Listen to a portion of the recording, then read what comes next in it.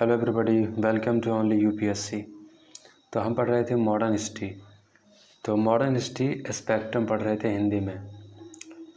तो स्टार्ट करने से पहले कुछ बातें मैं आपको बता दूं कि स्पेक्ट्रम जो हमने स्टार्ट किया है, इन ब्रीफ हम पूरा स्पेक्ट्रम पढ़ेंगे।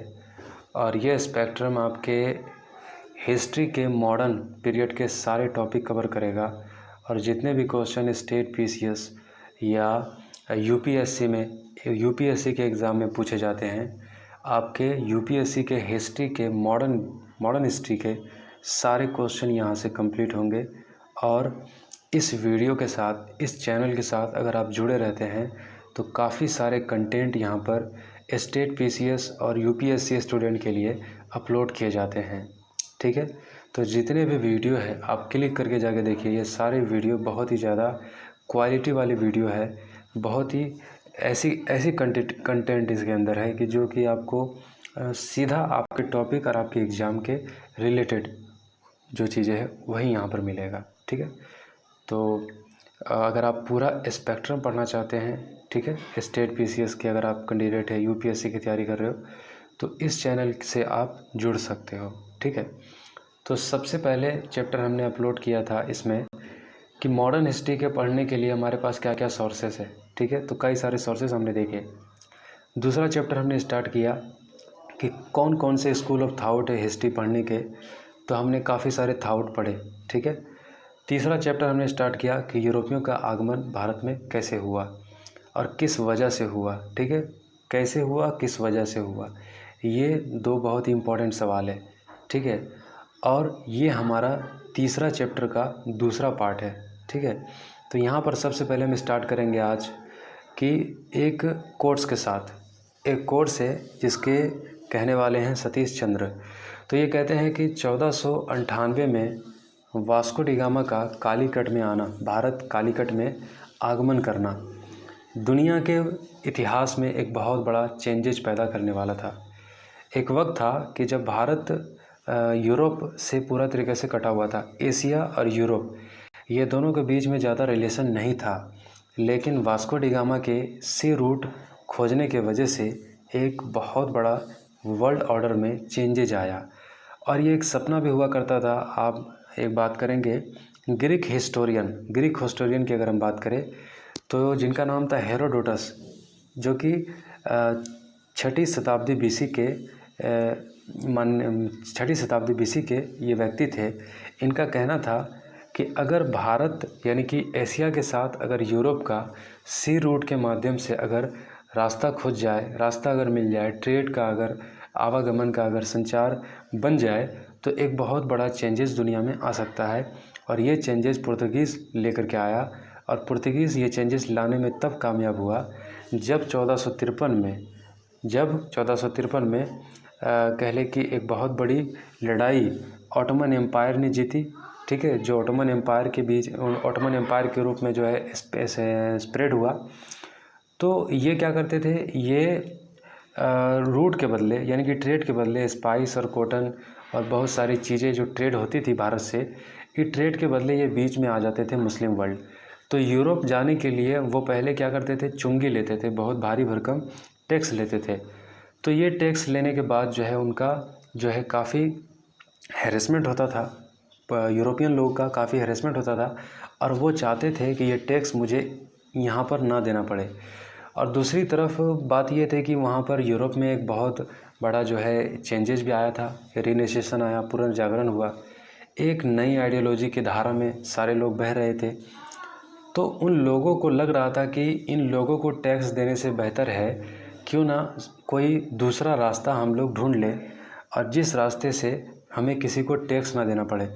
तो ये एक रास्ता जो खुला वास्को डी गामा ने, जब उस ज़माने में जो है नाव की जो है काफ़ी तादाद में यूरोप में काफ़ी जो है बिक्री हो रही थी, और काफ़ी नाव की जो है संख्या में जो है अलग अलग मॉडर्न टेक्नोलॉजी का जो है पहले इन्वेंशन हो रहा था, नए विचार खड़े हो रहे थे।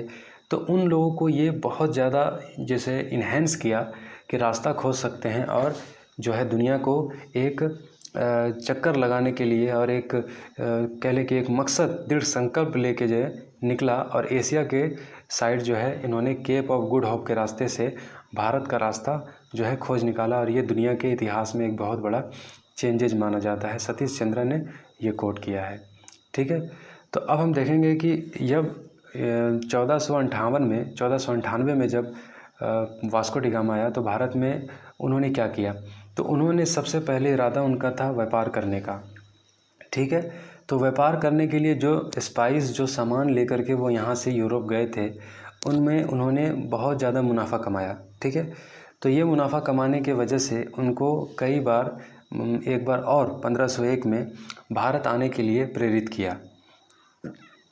दूसरी तरफ है जो कि 1500 तक पुर्तगीज़ भारत में आने के बाद सबसे पहली फैक्ट्री जो है कालीकट में स्थापित होती है, सबसे पहली फैक्ट्री।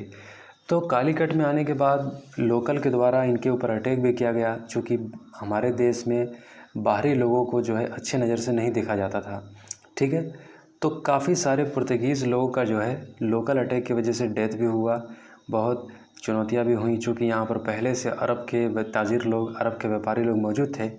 तो अरब के व्यापारी लोग के साथ इनका एक संघर्ष हुआ, जिनमें काफ़ी सारे लोग मारे गए, 100 ऑफ लोग जो है मारे गए, और बहुत सारे कार्गो को जला दिया गया, जहाज़ों को जलाया गया। यानी कि पहले से अरब वर्ल्ड के ताजिर यहाँ पर मौजूद थे। जब पुर्तगीज़ भारत के रूट, समुद्री रूट खोजने में कामयाब हुआ, तो यहाँ पर पहले से ही ट्रेड चल रहा था, और वो ट्रेड कौन कर रहे थे? मुसलमानों के साथ ट्रेड हो रहा था। ठीक है, तो लेकिन अब ये जो नया रास्ता खोजा, यानी कि पुर्तगीज़ लोगों ने, यूरोपियन लोगों ने जब नया रास्ता खोजा, तो भारत आने के बावजूद भी यहाँ पर जो मुस्लिम ताजिर थे, मुस्लिम व्यापारी थे, उन लोगों के साथ यहाँ पर संघर्ष हुआ, और लोकल लोग भी मुसलमान लोगों के साथ थे।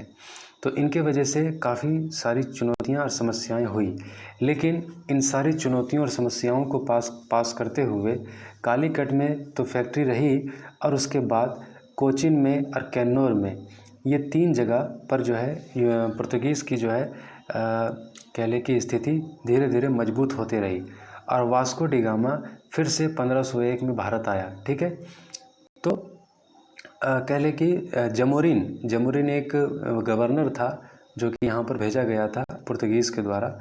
तो यहाँ पर समझ लीजिए कि 3 जगह पर इनकी स्थिति मजबूत हो गई थी, एक कोचीन, दूसरा कालीकट, और तीसरा कैन्नौर।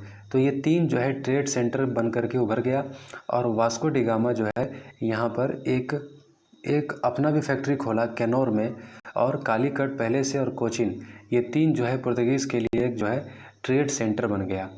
तो फ्रांसिस्को डी अल्मीडा 1505 में जो है, अब क्या हुआ, पुर्तगीज़ के जो राजा थे, पुर्तगाल के जो राजा थे, उन्होंने अब भारत में अपनी इंटरेस्ट को सर्व करने के लिए 1505 में 3 साल के लिए एक गवर्नर को जो है अपॉइंटमेंट किया। ठीक है, एक गवर्नर को अपॉइंट किया 1505 में, फ्रांसिस्को डी अल्मीडा को। किसने किया? पुर्तगाल के राजा ने। और इसके करने के वजह ये अपना इंटरेस्ट अब भारत में जो भी था, जो भी इन्होंने स्थिति जमाई, जो भी इन्होंने यहाँ पर अपना प्रभुत्व और चीज़ें ठीक की, उनको हित को सुरक्षित करने के लिए इनको भेजा। तो जब फ्रांसिस्को जब यहाँ पर आया, फ्रांसिस्को डी अल्मीडा, तो यहाँ पर गवर्नर अपॉइंट होने के बाद मुसलमानों के साथ जो ट्रेड हो रहा था, इनके ट्रेड को इन्होंने तहस नहस करने की कोशिश की। और इसके लिए जो ट्रेड रूट था, जैसे कि एडन एक ट्रेड रूट है, ऑरमुज, मलक्का, ये तीनों ट्रेड रूट को इन लोगों ने क्या किया, फ्रांसिस्को डी अल्मीडा के गवर्नरशिप में इनको मुसलमानों के जो मुसलमान जो इस 3 रूट के माध्यम से जो ट्रेड करते थे, इनको चौक कर दिया गया। ठीक है, और इन्होंने एक बहुत सारे किले भी बनवाए, अनजाडिवा, कोचीन, कैन्नौर और किलवा, यहाँ पर किले भी बनवाए। तो इससे क्या हुआ, अब जब 3 रास्ते जब चौक कर दिए गए, एडन और अरमुज और मलक्का, तो इससे इजिप्ट का एक राजा, इजिप्ट का सुल्तान ममलूक, इनको काफ़ी सारी परेशानी हो गई, व्यापार करने में इनको काफ़ी असुविधा हुई। इनका कमर्शियल हित जो कि इन 3 स्टेट के 3 जो लाइन था जहाँ से जो है ट्रेड होता था, हम बात कर रहे हैं एडन की, अरमुज की और मलक्का की। आप नक्शे में जाकर के देखिए ये 3 स्थिति कहाँ पर है, ये तीनों का जो है कहाँ पर स्थित है। ठीक है, तो इन 3 जगह को जाके आप देखिए। तो ये 3 जगह चौक होने के बाद इजिप्ट के ममलूक सुल्तान को काफ़ी दिक्कत हो गई।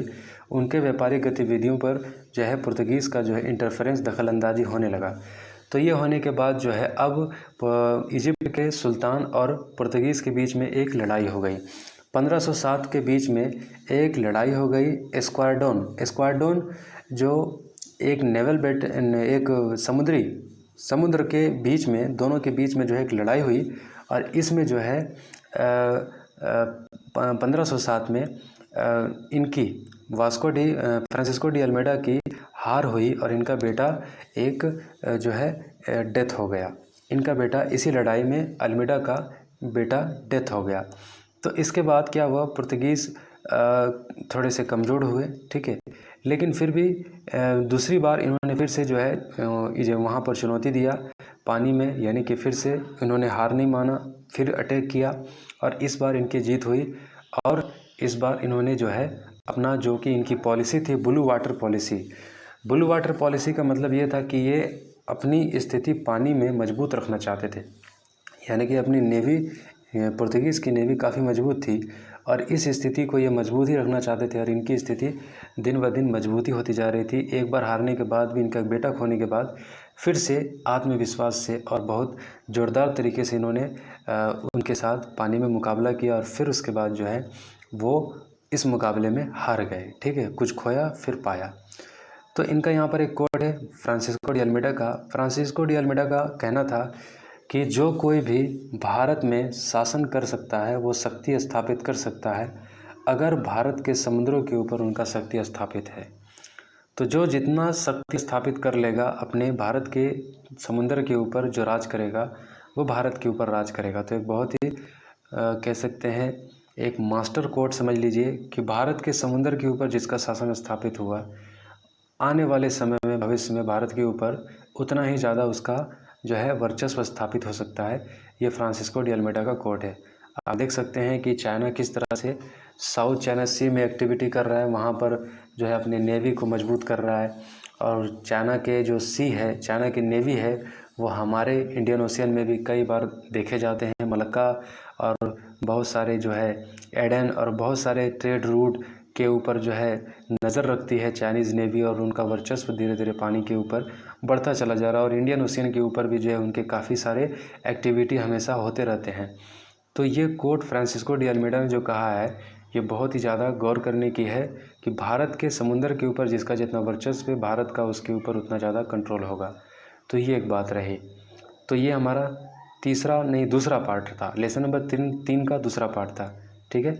तो तीसरा पार्ट हम जल्दी अपलोड करेंगे। अगर वीडियो अच्छा लगा तो लाइक कीजिए, अगर कोई सवाल है तो कमेंट बॉक्स में जाके सवाल कीजिए और शेयर कीजिए। Okay, thank you.